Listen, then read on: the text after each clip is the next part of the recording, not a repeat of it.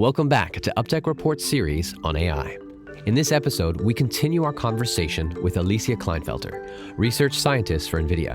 Alicia, an expert in her field, has a PhD in electrical engineering, and since joining NVIDIA, her focus has turned more towards high-performance hardware, including machine learning circuits and systems.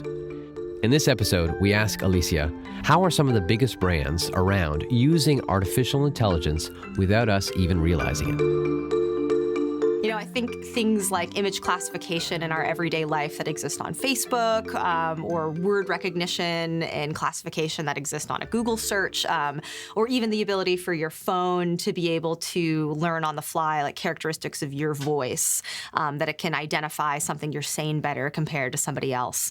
I think, those types of learning applications that exist right now that we use every day, I realize that a lot of people don't realize that it's actually machine learning or AI happening in the moment, and those are really interesting. I think, and those are kind of examples of what we call supervised learning, where you basically give a machine data. In the case of your phone learning about your voice, it constantly hears samples of your voice, and over time it kind of learns like, oh, here are the little idiosyncrasies of that person's voice, so I'm going to kind of adapt my algorithm to fit them specifically. But I think a lot of the interesting applications that are coming up are in this class of unsupervised learning algorithms. It's kind of this cutting edge class of algorithms where you actually are telling a machine to learn on its own.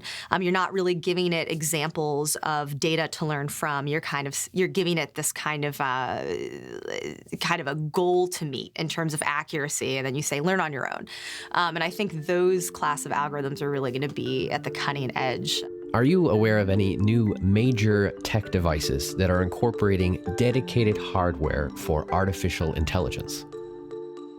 I know they usually keep a lot of their ICs under wraps, but recently it's become pretty clear that they have integrated some special purpose hardware into I think their A10 processor for doing machine learning specific workloads.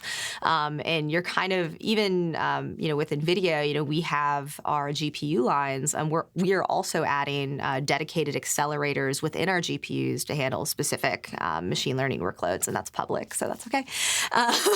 But yeah, so I think it's definitely, we're starting to see a lot of companies, even if they have general purpose processors, like finding ways to kind of integrate those types of accelerators into the standard flow. We've been hearing a lot about devices like Alexa that are making people agitated because of data security. Would machine learning at the edge help improve data security? Alexa is a great example, and it's definitely an edge device, but it's an interesting edge device because it's actually connected to mains power. So it's not necessarily battery operated. It is power limited basically by the connection to the wall, of course. But I think it does give you a lot of flexibility there if you really wanted to beef up security and basically do all of your inference locally, essentially, without having to go out and come back in. But yeah, it does help. How are you seeing social platforms like Facebook using machine learning? There's a couple interesting examples on Facebook I could touch on. I know I don't work for Facebook, of course, but I know that there's a couple of, simple examples of, if it's something as simple as, tagging somebody in a photo and doing facial recognition, for example, or if it has examples of other people, if it has examples of one person's face, it makes it a lot easier to train a network to basically identify that face in another context. So that would be a good image recognition task that, something like Facebook could use, and it's very simple. But I think one of the interesting examples that has come up as of recent that people have been debating how to use is Facebook has these people. They're basically filters for all the negative content that goes through Facebook. They basically flag any photos that might be obscene or however you would like to describe it. And there's human beings behind doing that identification. Looking at photos that might be quite disturbing. So a lot of people have asked, like, is this a good application of machine learning? learning, can we train a machine to actually do this recognition of obscene content? And there's all these kind of ethical concerns and, other issues that exist. Of course, if you wanted to create training data for this network, you would still have to have humans in the loop to identify obscene images. So you're not really able to remove the human from that process. But I think there's a lot of interesting examples like that exist within machine learning. And I'm sure Facebook is really looking into ways to solve that last one in particular, since that's more of an ethics concern for them, I think.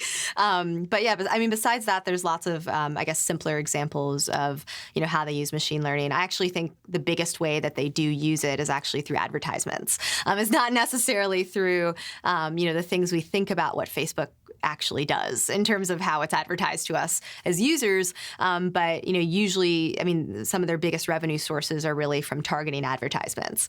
So if you can learn about somebody's behavior online, if you can learn, even what they like to click on various websites, what they like to search for on Google, anything you can learn from people that in terms of data they will allow you to have, even what they and their friends are talking about, you can pretty much take that data and, basically use it to very specifically target ads towards them and kind of optimize your revenue on Facebook. And I think that's actually one of the biggest applications. And I think it's not just Facebook. Anyone who's getting revenue from advertisements is definitely utilizing machine learning. So, and so it's a very lucrative business for that. But what are your thoughts on the concept of data being the currency of machine learning?